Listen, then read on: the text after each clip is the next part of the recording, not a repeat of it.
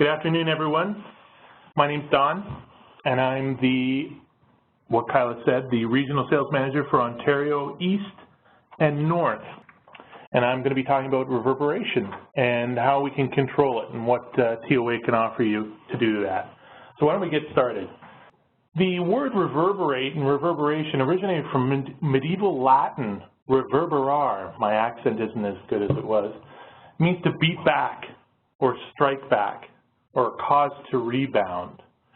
And that's exactly what's happening, isn't it? Reflected sound bouncing back or rebounding to the listener's ears in these rooms where we've been assigned, these highly reverberant rooms like halls and gymnasiums. When a sound source radiates a sound, it reaches the ears of the audience, quickly followed by sounds that are slightly delayed, reflected by surfaces like walls, ceilings, and the floor. While musicians like reverberation because it adds a real depth and layers to their music, it actually works against the person who's presenting a lecture or a play where the audience needs to understand what's being said. This is what happens when you put sound into a very reverberant room. It bounces all over the place. I was just in a community center not that long ago, and they had these two massive box speakers installed flat against the wall at one end of the gymnasium. When the music was turned on, you could barely identify the song. They had wireless mics, and it was just a mess. When an audience is at a lecture, they need to be able to understand what's being said. Reverberation can mask consonants, making word recognition really difficult. Like the ripples when two pebbles are dropped into a pool at the same time and the ripples are radiating out and they finally collide with each other, they cancel each other out. So how do we combat this issue? TOA provides a number of different tools that you can use. Line arrays, our M-633D Mixer with the ARC function, as well as digital signal processing. So what we'll do is we'll look at line arrays first.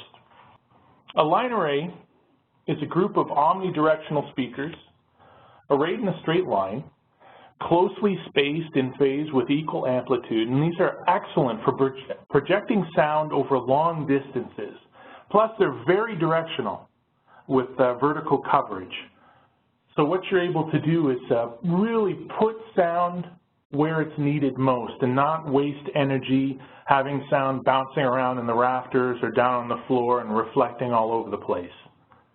I'm sure we've all been to the local community center to go swimming. I just take my kids for swimming lessons, and when you open that door, you just walk into a wall of sound. Kids are screaming, whistles are going off, and it's just bouncing all over the place. And these are the rooms that we're given, and the challenge is to try and get something that's useful to be able to just do audio. How do you do that in this situation? Very often, just like in that community center where I was, they'll put a conventional speaker. And you can see in the side view there, and actually both those snapshots from our software, a conventional speaker is very much like a light bulb. Actually, sound is, I like to think of sound like light as well. And you can see a typical light bulb, we know, although those light bulbs are being run out of town, aren't they? But a typical light bulb is round and it just radiates light everywhere. And a conventional speaker, as we can see by the software, is doing the same thing. It's radiating sound everywhere in a big circular pattern. If you happen to be unlucky enough to be sitting at the back of the room there, you're not going to be hearing very much. The sound doesn't really, it just barely makes a halfway point if we look in the top view. So how can we improve that? A line array. If a conventional speaker would be compared to a regular light bulb, a line array could be compared to a spotlight. Look at that side view there. Oh, I even have a pointer. Look at that. Look at the side view. You've got, you're sending sound so deep into the room, all the way to the back.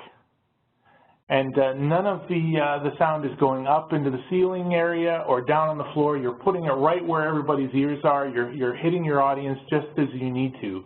But if you look at the top view, the dispersion from left to right is excellent. There's great coverage. It's almost like a fan, opening up a fan. So you can send that sound where you need it. With our steerable line arrays, you can even split that side view in half and send one up to the balcony and send the rest down to the folks on the lower level. The result? You got a happy audience. They're hearing what needs to be said. There's no reverberation going anywhere, and although I think he's happy, he looks a bit stunned as well, but he's giving us the thumbs up. Our next tool is the M-633D Mixer. Among other things, it has the automatic resonance control function, or ARC.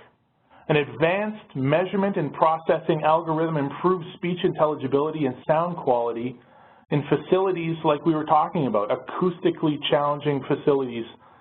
This function also automatically identifies room mode frequencies and applies an inverse response curve to compensate for the measured room response. Sound reproduction is greatly improved owing to automatic clarity control of this function. So we're talking about resonance. Why are we talking about resonance? Well, reverberation is caused by prolonged reverberation frequency, and the frequency of the long reverberation is the resonance frequency. Resonance frequency is determined by the distance between the room's walls as well as the floor, ceiling, and room materials.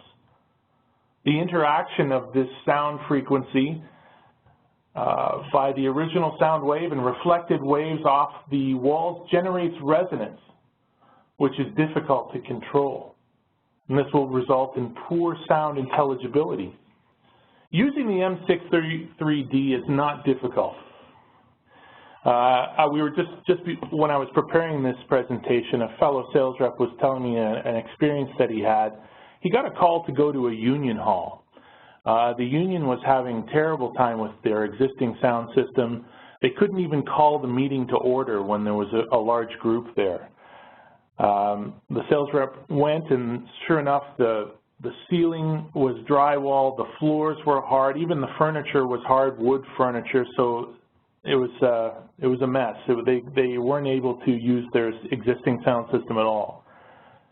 He had brought the 633D with him, plugged the microphone into the mixer, and ran a line from the M633 to their system.